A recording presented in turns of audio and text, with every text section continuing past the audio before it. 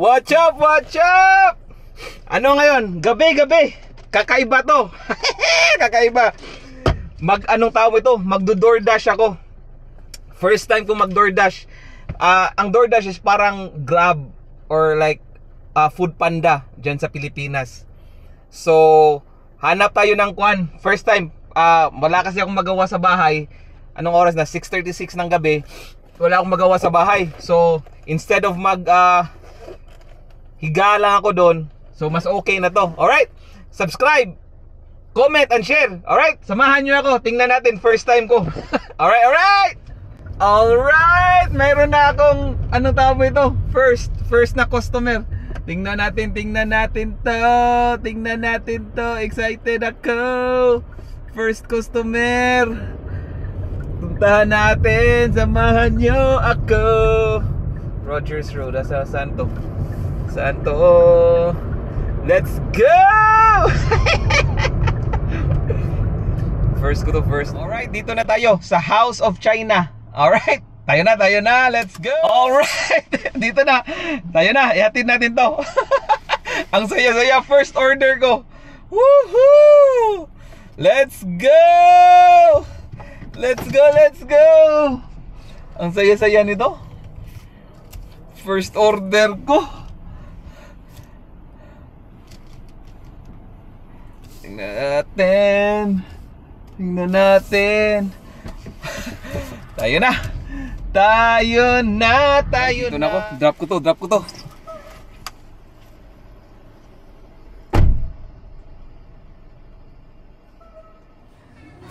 Alright, nandito ako sa Taco Bell. May music para pick upin Taco Bell. Alright, ito yung order. Taco Bell.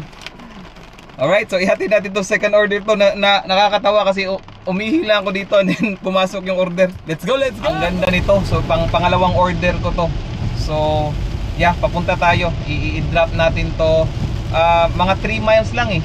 3 miles, so hindi na masama. Malapit lang actually. So sulit tong anong tawag mo nito? Order na to. Alright. Grabe, ang lakas ng ulan. Buti na lang may payong ako. Let's go! Alright, dito na tayo. I-message ko muna. Hand it to me upon arrival. Please don't ring bell. Thank you. I'm here outside. Alright! Third order. Makdo ko. Let's go! Makdo. Nakakainis tong ulan ay. OMG. Nakakainis. Ay, buti na lang may payong ako. Let's go, hatid natin to. Alright, so na-drop ko na yung McDonald's. Anong tawag mo nito? $6 yun na delivery. Ang lapit lang din. So balik ako sa McDonald's para doon ako maghintay kung may order pa. Alright, so pangatlo na yun. So pag uwi ko, sasabihin ko sa inyo yung total ko. Mayroon na naman. Buffalo Wild Wings na naman to. Malapit lang, 1 minute away. So kunin natin yun. So pang-apat na order. Alright, let's go. Alright, dyan tayo Buffalo Wild Wings. Punta tayo dyan. Alright, hintayin nyo ako dito. Alright. Ito, Buffalo Wild Wings. Let's go. Hatiin natin to. Siguro ang last na siguro to. Or hindi, may isa pa. Kasi hanggang 9:30 ako. Alas 9 pa lang naman eh. Alright, let's go. So ang order na to, itong Buffalo Wild Wings, $7 to. 5 miles lang. So malapit lang din. So actually itong apat na order ko na to, ang lalapit lang eh. So, yeah, hindi na masama. Alright. Dalawa pala tong order na to. So, may pinick up din ako sa 7-Eleven. The same order. So, dalawa. Yung Buffalo Wild Wings at saka 7-Eleven. So, I think yun, kompleto na yung order niya. Akala ko yun yung bahay niya. 7-Eleven pala yung address. So, punta tayo. Alright!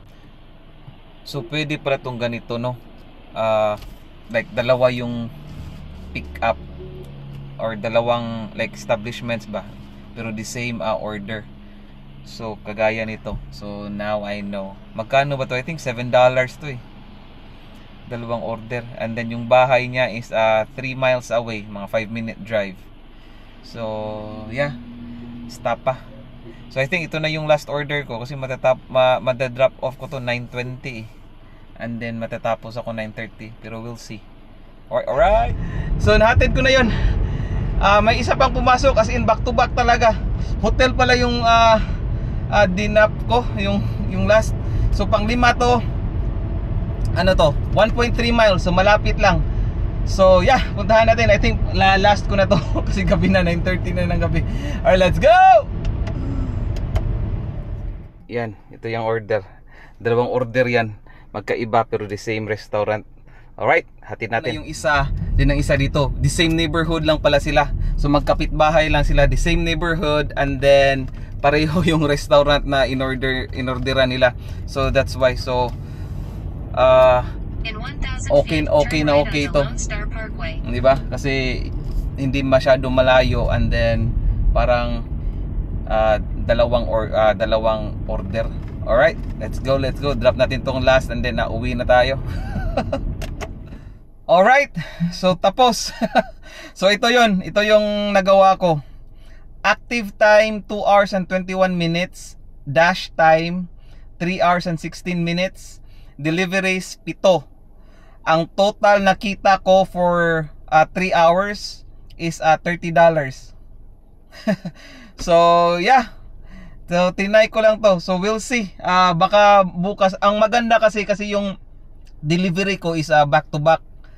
So hindi naghintay ako like in between, pero konti lang. Hindi gaano like mahaba yung waiting time ko. So okay na din to.